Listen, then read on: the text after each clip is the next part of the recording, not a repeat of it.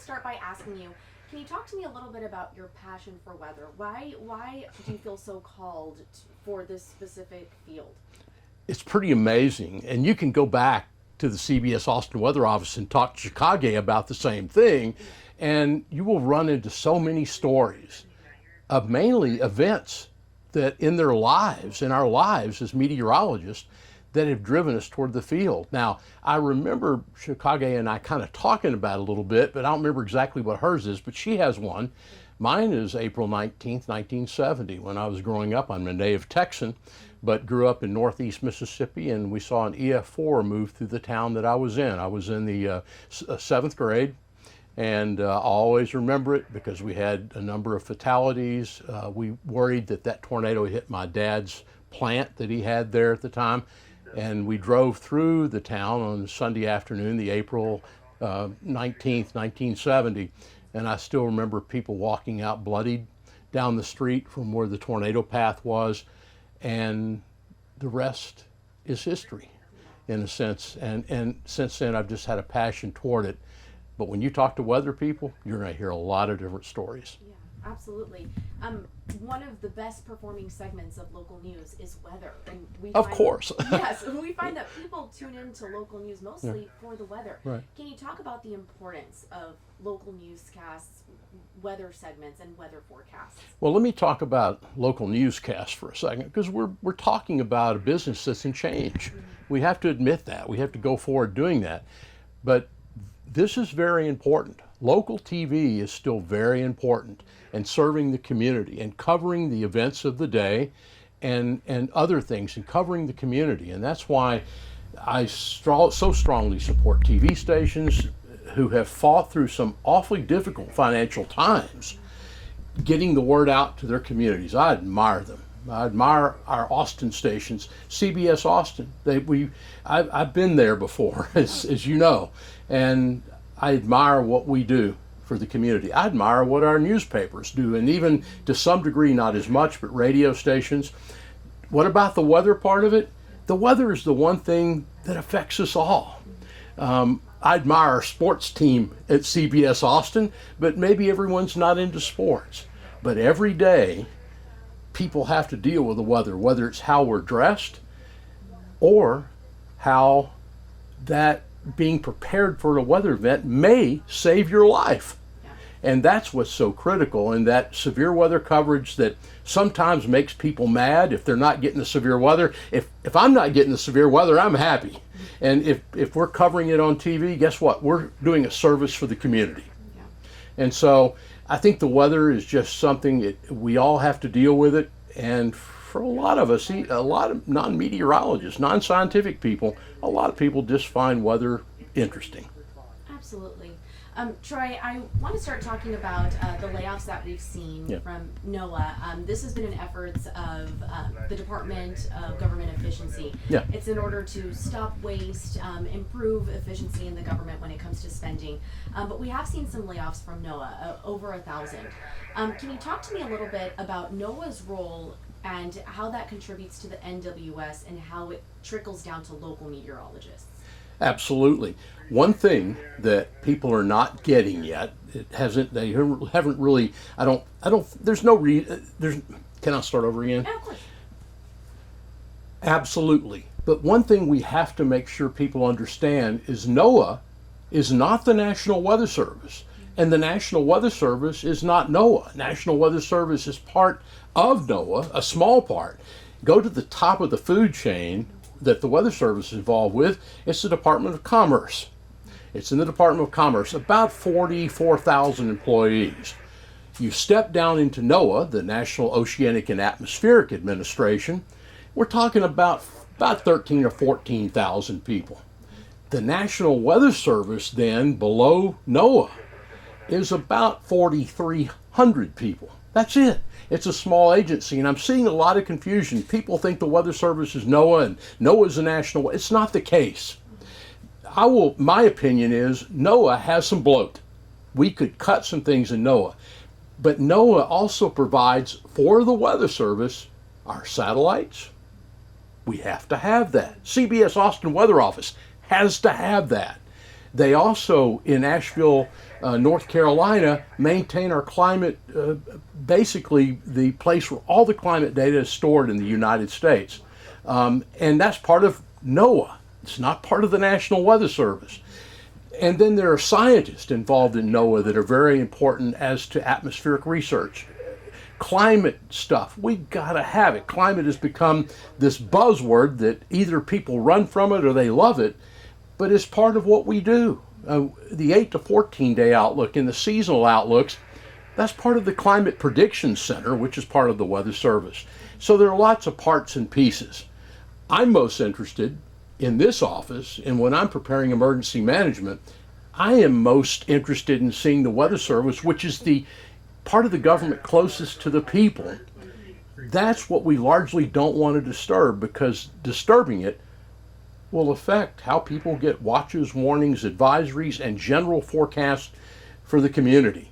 I think it's important to realize the National Weather Service is one of the most highly rated, it is the highest rated federal agency considered by the general public of any other agency in the federal government. And in many ways, I think NOAA has tried to take advantage of that. In the past, NOAA has actually pulled funding from the Weather Service, and they're responsible over the last 10 years for some of the short staffing we see in the Weather Service. That's not acceptable. The people that serve in the Weather Service are serving us 365 days a year. Abigail, you know what it's costing you and I? About $6 to $8 a year to have the National Weather Service. It's the best bargain in the world. And to have cuts at the Weather Service level, that lowest level, that 4,300 people, there's probably some fat that can be cut, but it's not much when you consider the local forecast offices. Let me tell you what we've seen so far. This has not been publicly commented on, but our Weather Service office that serves the Midland area, Midland, Odessa, they're down 7 people now, they're down 7 people in a 24-hour-a-day operation. We're fortunate that the weather office in Fort Worth, the weather office in Austin, San Antonio have not been as severely affected, but to have cuts in the Weather Service, whether it be at the Storm Prediction Center, National Hurricane Center, Climate Prediction Center, or in the local offices, to me is not acceptable. Now, can we make some cuts at national headquarters in the Weather Service? Yes. Can we make cuts? We have a regional office up in Fort Worth, Dallas. I believe we can make some cuts there. But to cut a local forecaster that's going to make sure that Abigail or anyone watching us gets a tornado warning at 12:30 at night when CBS Austin Weather Office passed that along, we depend on those people, and that's why that's so important. I'm not sure if you're aware, but I wanted to ask you, do you know of any local cuts that have been made in the Austin, San Antonio NWS? I cannot answer that because I'm not part of them, but I will tell you that my sources are telling me, and I won't tell who has told me that, but I understand our office in Austin, San Antonio is doing okay. I know in the Fort Worth office, and by the way, you may wonder why I mentioned the Fort Worth office. As part of our coverage area and your coverage area, Milam and counties off the Northeast are covered by Fort Worth. Fort Worth has been slightly affected, but not nearly to the extent that we are seeing in offices like Boulder, Colorado, Cheyenne, Wyoming, and other offices like that. How heavily do our local meteorologists at, let's say, CBS Austin rely on the NWS for information? Well, I can't answer for Chicago. I'll let Chicago come back and tell you about that, but I'll answer for myself. We can't do it without them. One thing that I'm seeing that disturbs me is I'm having people come back, and I'm not knocking what CBS Austin does or other broadcast meteorologists, but I've seen some things in social media that says we don't need the Weather Service, we've got the local media outlet. We cannot do that job. I cannot do it for emergency management as we prepare from a weather standpoint. TV station weather offices cannot do that job without the Weather Service. We need them. By the way, the National Weather Service offices, whether it's Austin, San Antonio, or others, are the only ones really, I won't say allowed, but they are the only people that issue watches, warnings, and advisories. And there's not an assurance in the world for TV station to issue watches, warnings, advisories. We've become liable. What do we do at CBS Austin in the weather office or in this weather office when I'm talking to emergency management? I'm doing what? I'm helping get that National Weather Service product, watch, warning, advisory, out to the general public. I do it through emergency managers. Chicago does it by broadcast. And we cannot, impossible, we cannot do it without them.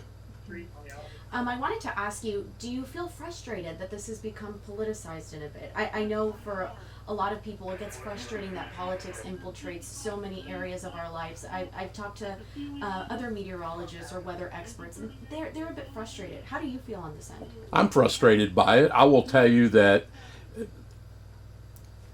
bottom line is this. Our country is financially bankrupt. This should be something we have to, if you're sitting at home watching this, we have to realize that. We cannot continue to do things the way we have. And let me point out something else as well. This will make some people unhappy. But the fact that we are where we are today in those cutbacks, you can blame who you want to, but the people that blame are our Congress, our senators, and our House members in Washington because they failed to have a balanced budget for the last 24 years. The blood is on their hands, frankly. This is why we are where we are today. We have some tough decisions to make. Am I frustrated? Yes. I don't necessarily agree with the chainsaw way of going through this and getting it done. I would prefer it be done more surgically, but it's pretty obvious that's not what the people who are higher up and a heck of a lot smarter than I am are thinking about at this point. So yes, I'm frustrated. But one thing that I don't see is I don't see a lot of those people. I hear a lot of people complaining they're frustrated, but I don't see a lot of people recommending solutions. If people would come back that are so frustrated by these changes we're seeing and say, why don't we do this or that instead? One thing that I think is extremely important, you bring up an excellent question, and I think I have a perspective with this coming from UT and teaching as many years that I have. We, in my opinion, in this country, have lost the ability to critically think. It happened during the process of COVID, and we, for some reason, Abigail goes, well, I believe this, and Troy says, well, I believe this, and so guess what, Abigail, we'll never talk again. That's not the way to fix problems. Abigail sits down with Troy, we discuss things, we maybe meet in the middle. Who's ever heard of that? Meet in the middle and maybe come up with an agreement. I see a lot of people complaining about the cuts that we're seeing, but I don't see as many people that are in this business, including meteorologists in some cases, that are recommending solutions. And they should be doing that. Troy, my last question for you is, we know that these DOGE layoffs impacted the NOAA, but we know that some meteorologists were laid off as Right. well. I spoke to some lawmakers who tell me this information that meteorologists at the NWS provide can be life-saving. How do you feel about that? What's your reaction? No question at all. Yeah. You're exactly stating the truth. If you sit here and you get a NOAA weather radio like I've got back here, and that thing goes off at 12:30 at night when you have a tornado warning, and you click on the TV to CBS Austin, and you see that tornado warning, that whole process, that weather radio, that update on television is coming because of the National Weather Service Austin, San Antonio. We cannot replicate that, in my opinion, in the private sector. So, no question about it. We need to be cautious, which I'm not sure we've completely been at this point, but we need to be more cautious, and we need more people that are in this business to sit back, get the emotions out of it, get the critical thought into it, and let's make suggestions for DOGE and the federal government to see how we can improve this in the future without, unfortunately, I'm seeing people that are sitting there going, I'll hold my breath till my face turns blue and I die. And I said, how is that going to help things? And that's not the way you help things. We need to make solutions, offer solutions and ideas, which right now it's too emotional and too political. I'm hoping we can get back to a little more rationality. Excellently put. Is there anything else you want to add at all that maybe I haven't asked but you think is important to note? You know, I don't think so. I could say hey to Amy. Hi. Hey, Amy. you got to say. But and to Rob and everyone else, there's so many great memories at KEYE. There are some funny times, and there are times that I should have had my butt fired. I can tell you that. And Amy's going, yep. But I respect what Amy has done. She has been there for so long, and I mean, I joined KEYE back in the time when we had just taken, after we'd taken the affiliate from Fox 7. I was at Fox 7 when we changed from CBS to Fox, and then I came over, of course, when we were CBS back in the days, and everything else. So I miss it. I miss it, but I don't miss it.